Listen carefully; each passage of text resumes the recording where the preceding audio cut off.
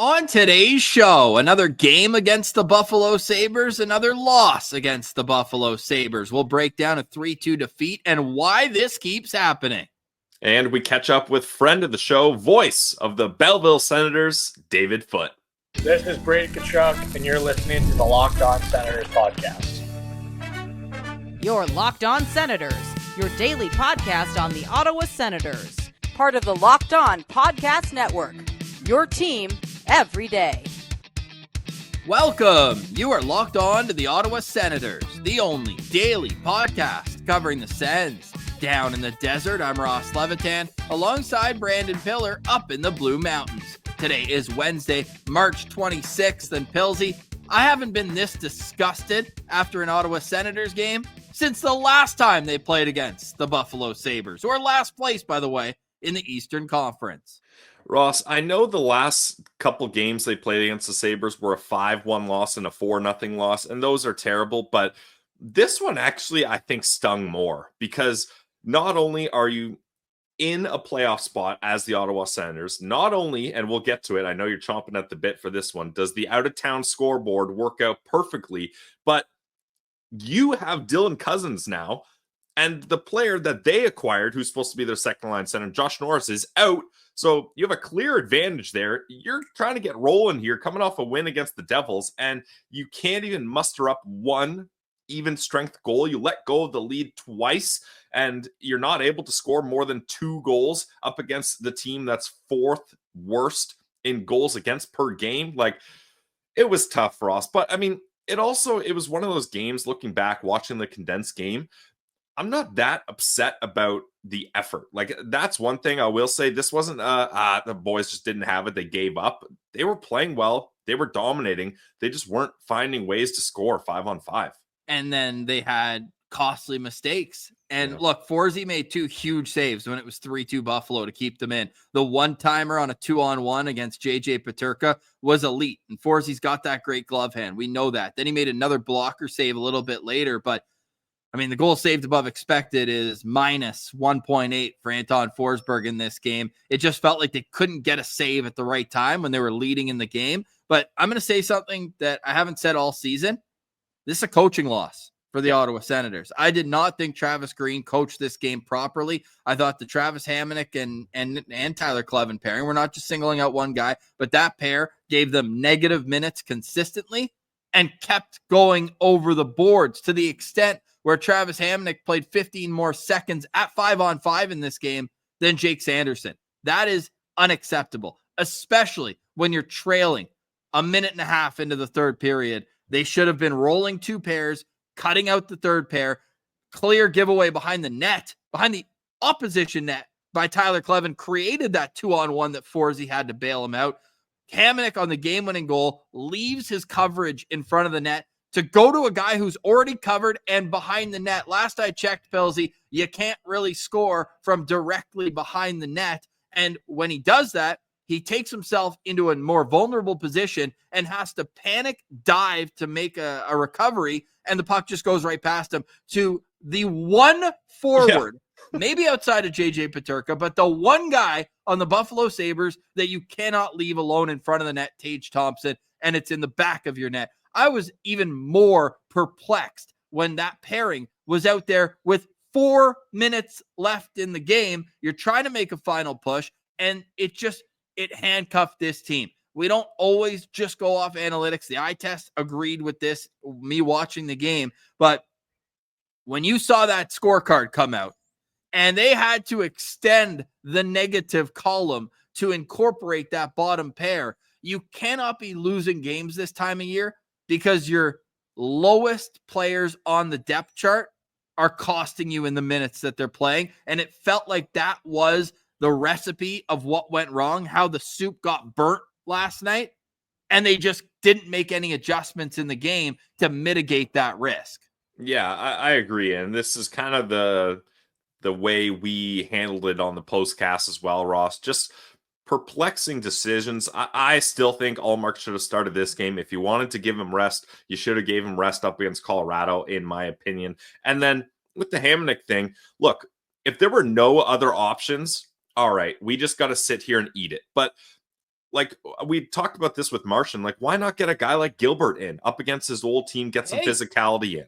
You mentioned that Norris didn't play. Maybe that was the secret, is that Ottawa didn't play a player from that trade, and Dennis Gilbert. JBD got a friggin' goal. Yeah, JBD scored. Hey, good for him. Good for him. We're happy for JBD. But yeah, not gonna lie, it sucked watching him score, but I couldn't help but crack a smile because that's got to feel good for him. So we are rooting for him and hope things go well for him. But still, you either could have put Gilbert in, or why not put Martin Paolo in, the guy that has good chemistry with Tyler Kleven, and they've been playing well, or at least better than Kleven and Hamonic all season. Like I don't know, it seems strange, and it worries me, Ross, that was a game where the coaching staff said, hey, this is going to be an easy win for us. Let's put Forsey in and give Allmark his rest here. It's not good. And to start off the dad's trip like this, that's tough. It's so tough. I've actually got a conspiracy theory while I was tossing and turning, trying to sleep this one off. Tell me what you think about this. Okay. There's a promise to Travis Hamonic to reach 900 NHL games. Last night was 897. Is 900 a big deal? I don't know. Probably. Like, don't get me wrong. Not like anything. I mean, any one NHL game is a big deal, but like, I don't know if I'm a coaching staff in a playoff hunt and I'm like, we got to get that beautiful 900 number for our vet. I'm just trying to figure out. I'm trying to figure out why the decision was made, and that's my best. We're all trying to figure it out, Ross. My best guess, man. Yeah, fair. It's brutal. They scored first, and by the way, I'm sure you touched on the postcast. That was one of the nicest goals the Sens scored all season. Amazing. Like I was saying, when they scored that goal, I got up from my seat on the couch and I just started laughing. I was like, this is going to be an absolute beatdown. They're playing with their food in the first minute and a half, 11 seconds into their first power play. Here we go. We're going to turn things around here. And yeah, joke's on me. All 5 players touching the puck. One touch, one touch, one touch. Cousins makes a quick move. One touch. Batherson, one touch. Backdoor. Brady, one touch. It's in the back of the net. It was a thing of beauty. And we know the record when the Sens score first is outstanding, which makes it all that much more frustrating that Ottawa wasn't ever able to build a 2-goal cushion in this game. That's where it got frustrating for me, is where they had opportunities. Ottawa had 3 power plays in the first period, and one of them, they didn't have to do anything for it. Frankly, Hamonic maybe should have gotten a penalty. Instead, he doesn't, and JJ Peterka has a full-on meltdown and gets an unsportsmanlike conduct penalty from the bench. They were gifted that power play. They were also gifted a overturned goal on the offside where Peterka beat Forsberg got beat 3 times in the first period. The other one hit the post, and then Shabbat had to clear it out of harm's way. Like, they got so lucky multiple times in this game. It could have been worse than 3-2 at the end of the day. And it could have been better because they did pepper James Reimer, who had a +3.5 goals saved above expected. But yeah, I didn't think this wasn't a goalie win for the Sabres, in my opinion. I didn't think so either. Yeah. You can't say that when you don't score a single 5-on-5 goal. But like there's okay, that's my rant. But the good out of this game, that top line was humming. Buzzing. With Stützle, Tkachuk, and Zetterlund. It's only a matter of time before it goes in for Fabian Zetterlund at this point. He had so many opportunities. He had 3 shots on goal in the first period. I don't know what he ended up with in this game. Looking for it now. 5 shots on goal. 5 hits. Like, they just could not get the puck in the back of the net. They had a couple of good opportunities with the goalie out, Tkachuk jamming away outside. Here's my other conspiracy theory. And you mentioned Forsberg starting. Got the tinfoil hat on down in the desert, eh? When you lose 3 times to the Buffalo Sabres this season, when you're 0-6 against the Habs and the Sabres, you really need to evaluate what the heck is going on. And this goes back to coaching decisions. Do you think that the coaching staff believed that both goalies should play on the dad's trip? Okay, that one, I'll give you a little more credit. There might be something to that, Ross. Because you're obviously the bigger of the 2 games is Detroit tomorrow. Yeah, that's a fair point. You know what? I'll give you that one. And Allmark was unreal against Detroit last game. But yeah, I'm not saying that Forsey should have played either of them, but I'm thinking that might be it. And look, I'm not on the side, and people get on me for this. I'm a goalie hugger. Shout out our guy Noodle. So I didn't point the finger at Forsey and was like, this is his fault. It's on him for this loss. When you can't score an even strength goal up against one of the worst teams in the league, I don't think you can blame the goalie here. Could he have played better? Absolutely. Did he need timely saves? Sure. But I'm not putting the loss fully on him. And Ross, I mentioned it, and Martian kind of was like, oh, damn, good point. Ullmark couldn't beat the Sabres either. Ullmark doesn't have a win against the Sabres this year. Now, does Ullmark make yesterday's game different? Probably. But still, it's not like it's a guarantee that if Ullmark was in, this game goes differently, because you got to score even strength goals to win hockey games most of the time. And the Sens have been good at scoring 5-on-5 this month. Like, that hasn't been an issue. It was yesterday, and the Senators fall 3-2 to the Buffalo Sabres. For more on that game, go check out last night's postcast, because we are turning the page mercifully to get to some prospect updates. Not only do we have David Foote on today's show, but we're also going to look at the world of Sens prospects afterwards, because regular seasons in the CHL are done, and the Senators, we got more CHL prospects than I initially thought. When you put it all out, we made the list. We looked at all the matchups. So we'll let you know where Carter Yakimchuk's at in his season, and all the other Sens prospects in the CHL, where they're at as they head into the playoffs that begin tomorrow. The NCAA tournament begins tomorrow. So let's take a quick look at where the Sens prospects are. That's later on in the show. Next is David Foote with the Belleville Senators, also in a critical stretch run. You're listening to Locked On Senators, your team every day. Today's episode is brought to you by our friends over at Indeed. Look, you just realized your business needed to hire someone like yesterday. How can you find amazing candidates fast? It's easy, guys. Just use Indeed. When it comes to hiring, Indeed is all you need. Stop struggling to get your job post seen on other sites. Indeed Sponsored Jobs puts your post at the top of the page and helps you reach the right candidates and faster. Have you been in that spot where you needed the right hire yesterday? The pressure's on, and every day without the right person is a setback for your business. Well, that's exactly when Indeed Sponsored Jobs come in handy. They make sure your post is seen by the right candidates right now. Now you can speed up your hiring process with a $75 sponsored job credit. Just go to Indeed.com/lockedon right now and support our show by saying you heard about Indeed on the Locked On Senators podcast. Terms and conditions apply. Hiring, Indeed, it's all you need. All right, we now welcome our very good friend, the voice of the Belleville Senators, David Foote. You can find him on social media at Footy on the Air. What's going on, man? Welcome back to the show. Thanks, guys. What's happening? It's just a game day here. You know, we're just getting ready to go, and Cleveland Monsters in for another big one. So, we're just on the push here. Well, we're on the push here, too. We're now going back-to-back guests making their 7th appearance on the show, Footy. We appreciate you, man. It's been a while. How's the season been going down there? Yeah, it's been good. Up and down as the AHL season always tends to be. Unlike previous seasons, this team hasn't had, a gigantic run of wins. Usually they go on one big win streak in a season. This team's been a little bit more consistent. A few wins here, a few wins there. They did have at least one lengthy point streak, just had a 10-game home point streak snapped. So there have been those flashes of consistency, but as always, the injuries, the call-ups, what happens in Ottawa impacting here. It's been a pretty typical year, I think, for this team.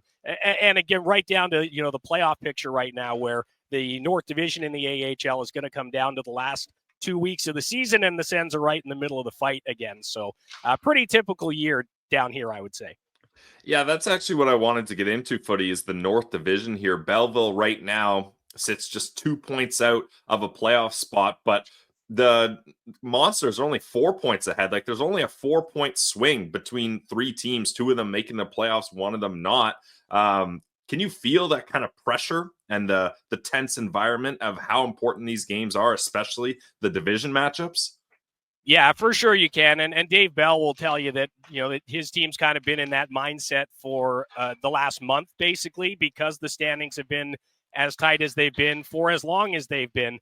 You look back to last weekend and 3-3, Sens only pick up 2 points out of, the possible 6 against Toronto with 2 games and Cleveland with 1. If they had gone 4 of 6 or even 6 of 6, they're in 4th place today and breathing down Toronto's neck in 3rd.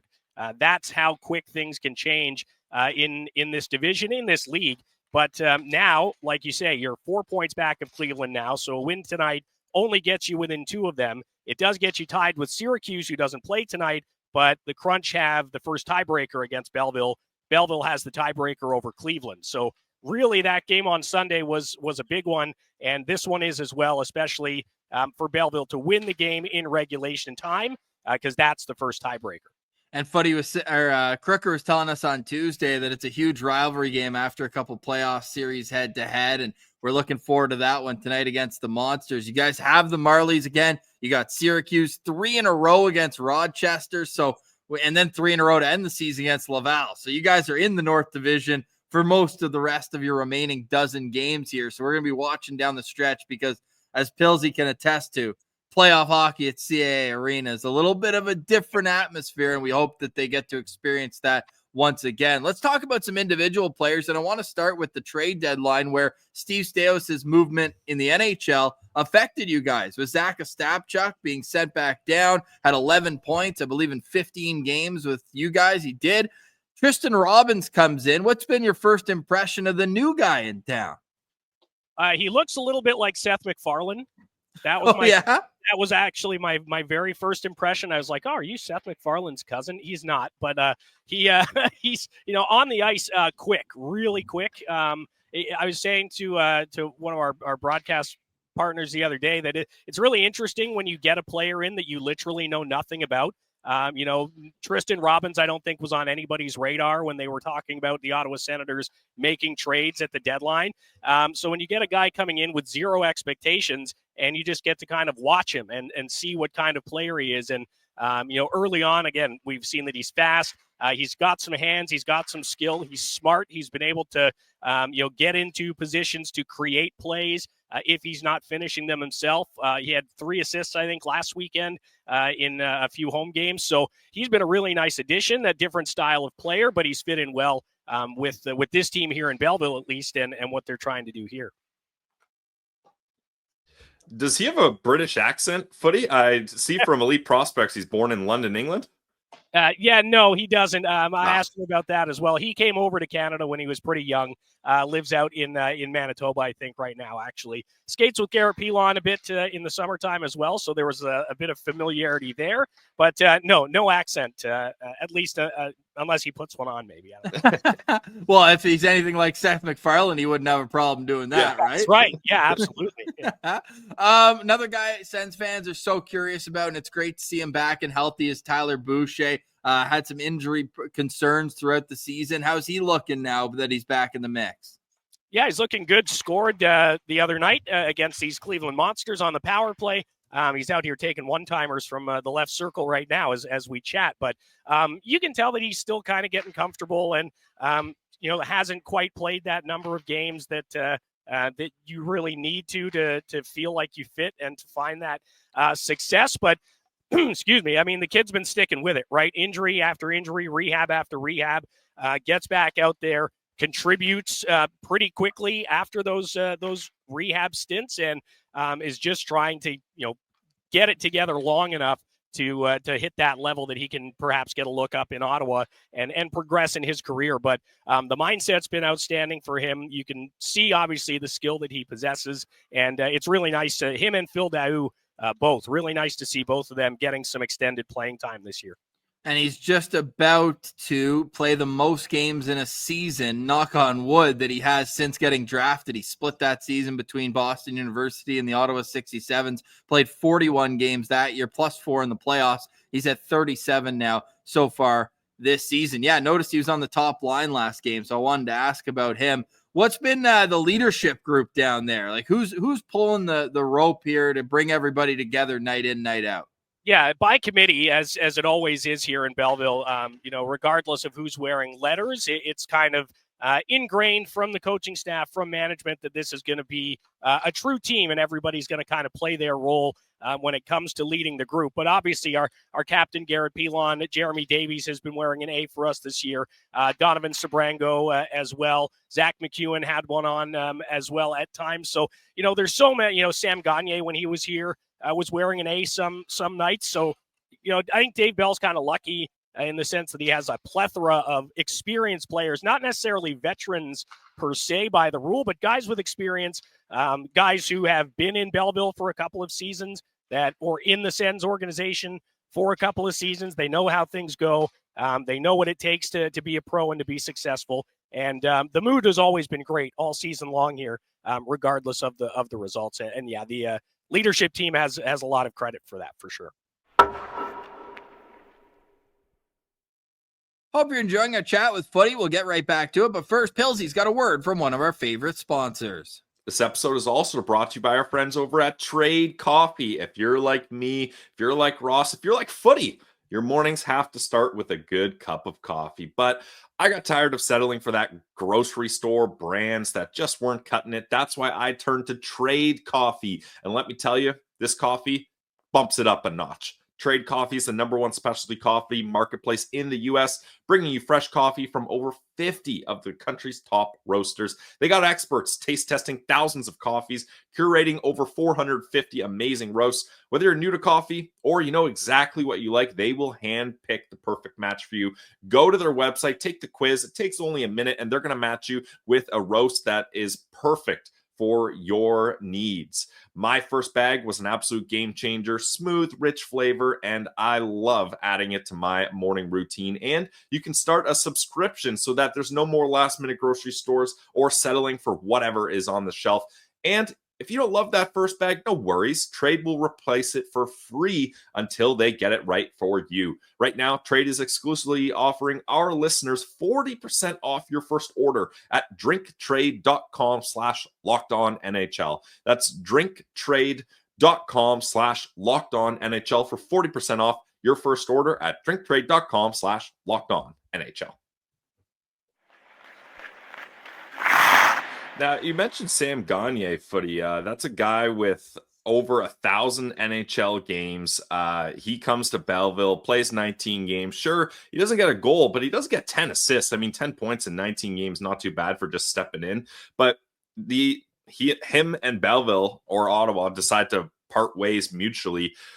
What was the situation there? Like, I kind of thought that he was going to stick around for quite a while, and it seemed like he was fitting in. And I thought maybe this was the scenario where he thought if he stays in Belleville, keeps collecting points, maybe he gets a chance at getting back to the NHL. From your vantage point, what caused these two to part ways? Yeah, and all I can give you is from my vantage point. I didn't have a chance to talk to Sam, before he left. Excuse me, I got the old frog in the throat today. But maybe it's that venti 4-shot macchiato you got there. Too much of the sweet stuff this morning. I think it was just a timing thing, right? Like, even him joining the team was a matter of timing. We're depleted. We need bodies badly. Experienced guys who can step in and play. He has relationships with our assistant coaches, Stefan Legion and Andrew Campbell. So he ends up coming in and joining the team and joining us at a pretty tough time in the schedule as well. A lot of road games.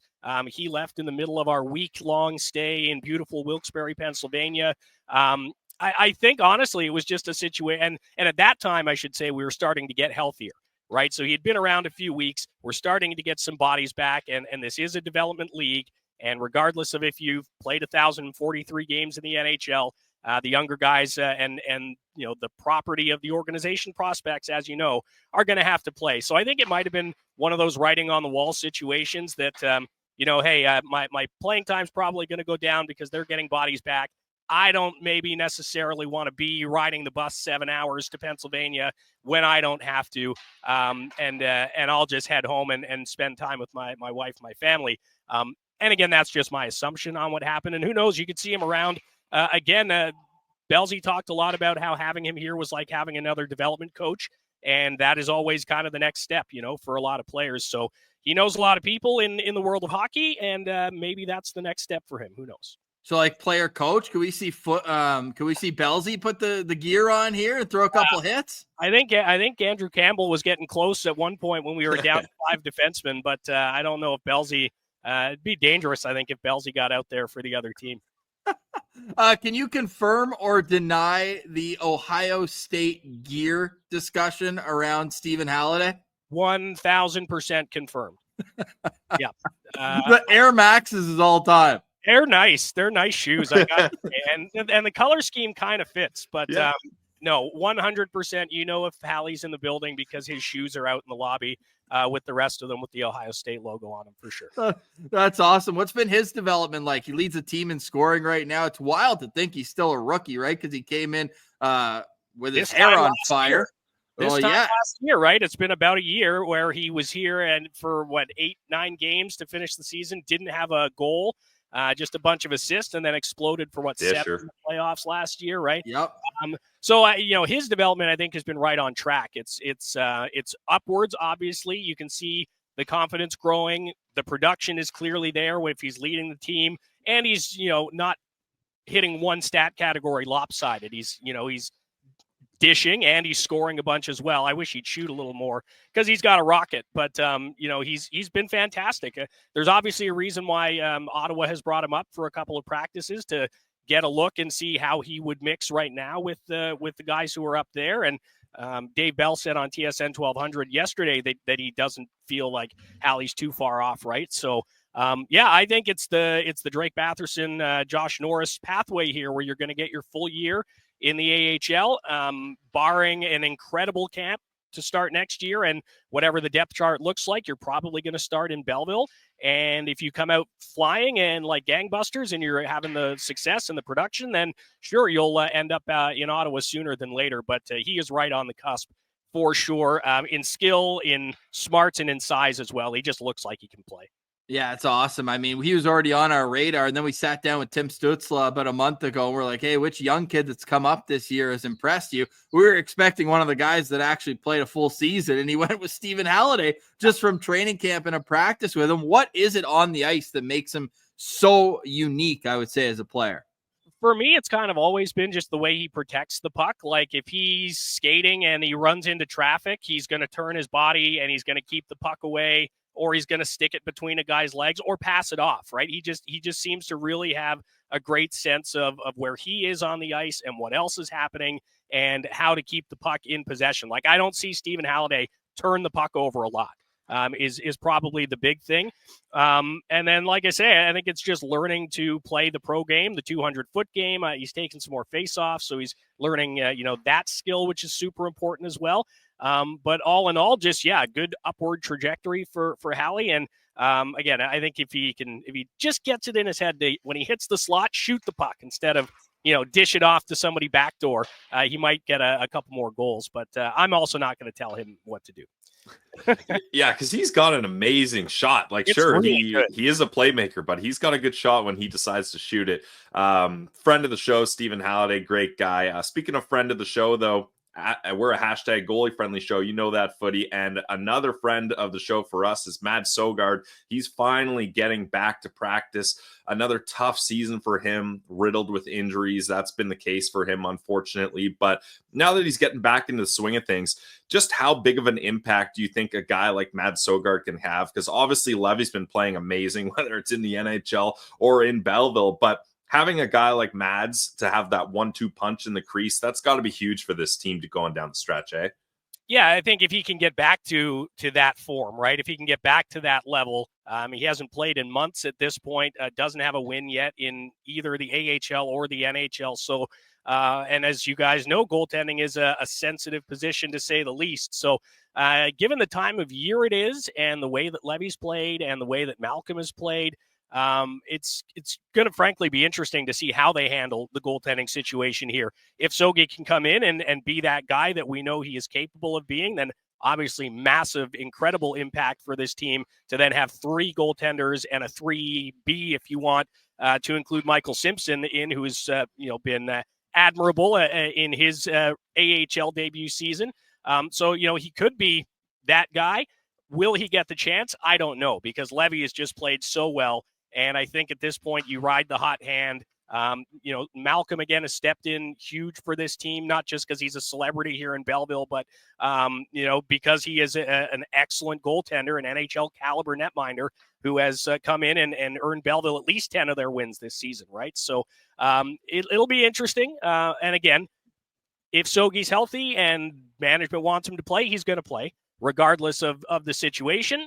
I just don't know how far along he is. He did just kind of start practicing this week, so we'll have to wait and see. But the short answer is he could be major impact if he's at that level.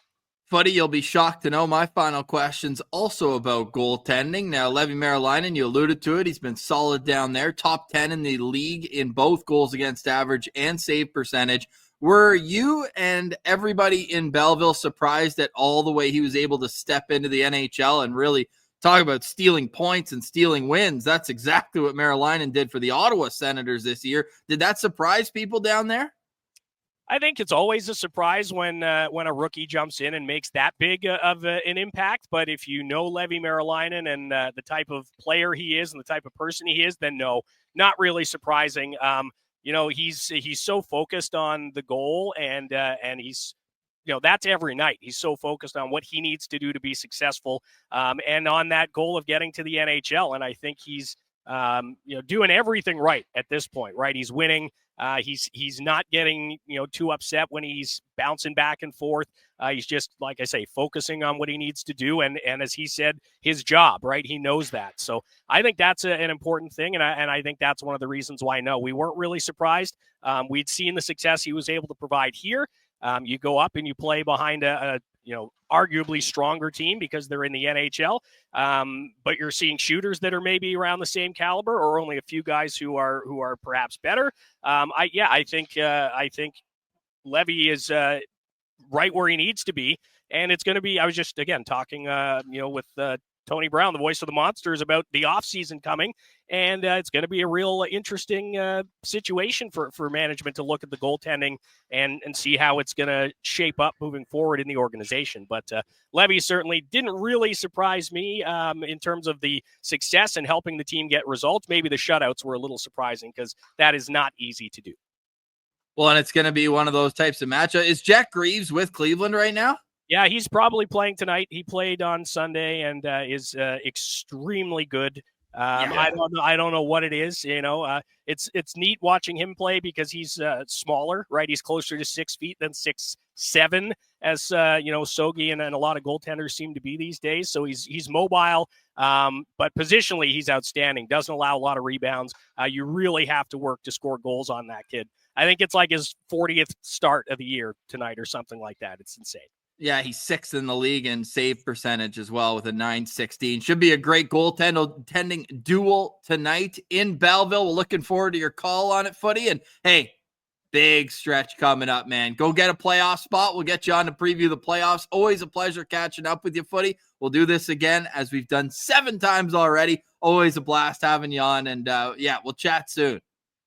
Yeah, thanks, guys. Also appreciate the time and looking forward to another run here. And both here and in Ottawa. Just make sure the beer's cold for Pillsy in the playoffs, eh? Will do. I'll get on it right now. I'll put it on ice.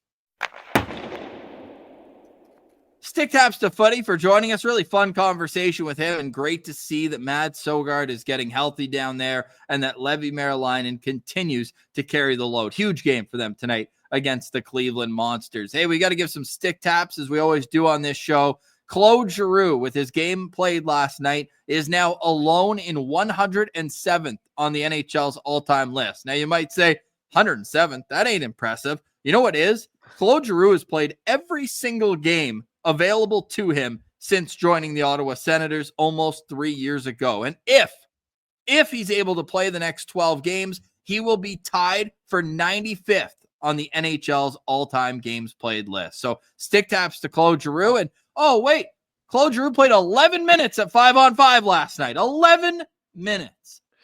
Yeah, I mean, that third line didn't really have it going, but yeah. The fourth line definitely didn't. The fourth line definitely didn't. But yeah, shout out Claude Giroux. I mean, he's got to be arguably the best free agent signing in Ottawa Senators history. Like, it's worked out so well here, other than the fact that the Senators haven't been able to achieve their team goals. Let us know in the comments on that one. Pillsy, it is playoff time in the CHL, and all eyes are on Carter Yakimchuk. The Calgary Hitmen finished third, and they will play the Saskatoon Blades. Game 1 goes on Friday.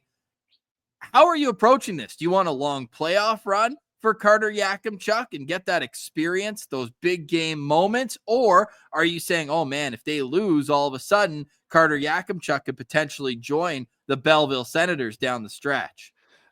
I want the experience and the development, Ross. And I think if it goes the other way and they lose, then I can spin zone it positively that way. But off the top, I want this kid to have success. I want him playing in big games. He got inexplicably snubbed from Team Canada. Didn't even get an invite to camp. It was a wild decision. So I want him to have an opportunity to play these big games, play these big minutes, and have his moments, because this kid's going to play pro sooner rather than later. I don't think there's a need to rush him or anything like that. And the Ottawa Senators, despite certain defensemen getting in the lineup every single game, they do have other options right now. So for me, I'm cheering the Hitmen on and hope they have a deep run here. Carter Yakimchuk finished the season with 17 goals and 49 points in 56 games, missed a little time with injury. He was a +6 this season, and he got the PIMS down from over 100 to 82. He finished the regular season tied for 9th in goals and 14th in points among WHL defensemen. The production, points per game wise, a little bit down, but he's playing on a much better team and is not being relied upon to be the lone offensive weapon for them. I think these playoffs, I'm going to try to watch as many of these Hitman games as I can, because I think that it's his all-around game that the Senators were hoping that he focused on this year for his final year of junior hockey. So we'll see how he looks against the Saskatoon Blades coming up, starting their best-of-7 series on Friday. In the OHL, lots of Sens prospects in the OHL. Let's start with the top seeds. Ottawa's got a prospect on both the top seed in the West and in the East. Our guy, Blake Montgomery, and the London Knights will be taking on the Owen Sound Attack. And Pillsy, just a great season for Blake Montgomery. He ranked 6th among London Knights skaters in goals, 8th in points, and he missed a bunch of games. He joined the team after the season started, played 51 games and had 50 points and was a +29. The London Knights are going to be an absolute wagon. I expect them to be the team that comes out of the OHL on the way to the Mem Cup here. Oh, who's hosting the Mem Cup? Great question. Thank you. Yes. It is Rimouski. Okay, so yeah, I expect London to be the team that makes it out of the OHL. The London Knights posted that one of their goalies went like 32-1 for their record for the season. So he's definitely had some success there. And to add a guy like Blake Montgomery to an already successful team is pretty incredible. So yeah, these OHL playoffs are going to be very fun to watch. Yes, they will. And they continue for Senators prospects with the Eastern Conference #1 team. The Brantford Bulldogs, and Tomas Hamara will be a big part of that. He's obviously an overager, 21 years old, but it's going to be really fun to see Hamara take these big games for him. So Tomas Hamara is going to be a guy that I think needs to dominate the OHL playoffs here. I mean, he's been dominating the season, though, Ross. 55 points in 58 games. He finished the regular season ranked 9th among all OHL defensemen in points. So top 10 in points for defensemen. That's where you want him to be, in my opinion. Meanwhile, the Prairie Colts are the #2 seed, and maybe the antithesis of Tomas Hamara is Gabriel Eliasson. And fun fact, the Niagara Ice Dogs took him in the import draft. He ultimately ends up going to Barrie, and that's the head-to-head matchup in round 1. So a little revenge on the mind for Gabriel Eliasson, and probably for Niagara in that series. Eliasson finished the season a +2 with 116 penalty minutes, which was 5th in the Ontario Hockey League, and he had 63 games played. So we're going to be watching for him, because playoff hockey, let's see if they call it a little looser, and that would definitely benefit our guy, Gabriel Eliasson. Speaking of penalty minutes, Matthew Andonovski was one of the 5 players ahead of him. He led the Ontario Hockey League in penalty minutes, and he finished the season with 21 points, +10 rating. Him and Luke Ellenis, who had 37 points in 50 games, hit 20 goals, missed some time with injury, was 5th among Kitchener skaters in goals and 4th in penalty minutes, a theme for Sens prospects here. And they'll play Flint in the first round series. That is the 3 versus 6 matchup as well. So we'll be watching for those players and the Kitchener Sens to make some noise in the playoffs. That's it for the CHL Pills. You want to run through the NCAA tournament where it's more later round picks, except for our guy Hoyt Stanley, mid-round pick, first selection, by the way, for the Ottawa Senators in that 2023 draft. And Cornell's got a tough draw in round 1 as well. Yeah, they're up against Michigan State. Our guy, Hoyt Stanley, he finished the season, 34 games played, 2 goals, 10 assists for 12 points. That actually surpasses his totals of last year just by 2 points. But hey, you want to see improvement here. And I'm excited. Hoyt Stanley is a guy I think Sens fans need to keep on their mind. I think he could turn into a really nice two-way bottom pair defenseman as he develops here, because he's got a solid game, in my opinion. Yeah, another defenseman, left shot this one. Hoyt Stanley's a right shot. Theo Wahlberg, the offensive numbers came down from this year, but I'd imagine defensively he's doing some things right. His Ohio State Buckeyes and Stephen Halliday's Ohio State Buckeyes are taking on Boston University in round 1. So that's going to be a tough matchup for them. And another tough matchup for the University of Massachusetts. Cameron O'Neill and Nicholas Van Tassel, 5th and 7th round pick respectively, are taking on Minnesota. So those are 3 tough draws going up. Cornell with Michigan State, Ohio State with Boston University, and UMass is taking on Minnesota in round 1 of the tournament. Those all get underway tomorrow and on Friday. So who says March Madness is exclusive to basketball? Yeah, I mean, certainly, Ross, since we started the show and getting into prospects, I've been dipping my toe into college hockey a little bit more, and it gets pretty exciting, especially once it gets down to like the Frozen Four. And these kids, it means a lot to them. It's not just some tournament that they go through, like especially the kind of prestigious schools. It's a big deal to win these. So I encourage Sens fans, if you're looking for a little extra hockey, to check out these NCAA games. Could not agree more. All right, Pillsy. So yesterday's out-of-town scoreboard was perfect. The in-town scoreboard in Buffalo, brutal. But the Ottawa Senators dodged a big bullet because the New York Rangers lost 3-1 in LA. The Red Wings lost 5-2 in Colorado. And the Montreal Canadiens got steamrolled 6-1 by the St. Louis Blues. And the Blues are red hot, the hottest team since the Four Nations. So in one hand, you dodge a bullet. In the other hand, you miss an opportunity to put more space between you and everybody else that's following you in the standings. Yeah, it's like a Matrix move, Ross. You're dodging a bullet, but then you kick yourself in the face with your own boot when you're doing the bend to get out of the way from that bullet. But hey, look, it's not great, but I'm on moneypuck.com, Ross. The Ottawa Senators playoff odds are still 93.6. As long as there's a 9 there, I'm going to try not to panic. I can be disappointed, but I'm not panicking when you're in the 90% of making the playoffs. So we're still looking good here. Let's hope after that loss, all the dads driving their kid back from the game had a long chat with them. I'm especially looking at Walt. We know when Walt calls out a team and says he doesn't like what he's seeing, things tend to turn around quickly here. Open invite to come on the show. Yes, yeah, we would love that. Big Walt, absolute legend. We love chatting with him. But yeah, I gotta think that we're not going to see that same result when they go to Detroit tomorrow.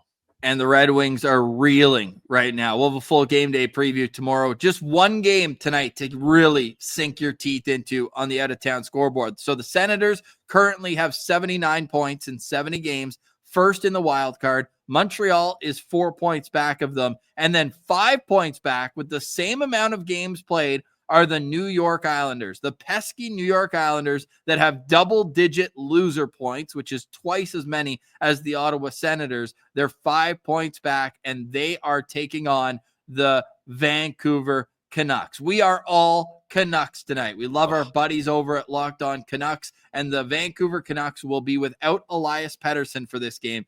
They're going to need Quinn Hughes to play hero like he did against the New Jersey Devils, played 31 minutes in that game, and they're going to need him again tonight because we need a regulation win for the Vancouver Canucks in tonight's game. Yeah, it's the New York Islanders, though, so if I'm putting money on FanDuel, I've been doing that, actually, Ross. I've been betting any of their games will go to overtime, and I hate it, but it's been working out for me. Failing upwards, the New York Islanders saga. Oh man, it's so frustrating to see there. And I like the 6-point buffer. I don't want it to get any closer than that. So let's keep the New York Islanders to 0 points tonight. The Islanders are coming off back-to-back OT losses. The Senators do have 5 more wins than them so far this season. Pillsy, any final thoughts on today's show? Final thoughts for me is a big game for the Belleville Senators. We're talking about big games for Ottawa, but Belleville's right in that playoff hunt too. They're up against the Cleveland Monsters tonight, a team that they are chasing in the North Division, 4 points back of them. So again, if you guys want more hockey, there's more hockey to be had Wednesday night. Turn on some Belleville Senators hockey and cheer on the lads. Great points, Pillsy. We'll be back tomorrow for a game day preview. The Senators taking on the Detroit Red Wings, looking to put a stamp on the season series that is 2-0-1 in favor of the Ottawa Senators. For more on last night's game, check out the postcast from yesterday. It's available everywhere you get podcasts. For today, we say goodbye. For Brandon Piller, I'm Ross Levitan. This has been another edition of the Locked On Senators podcast, your team every day.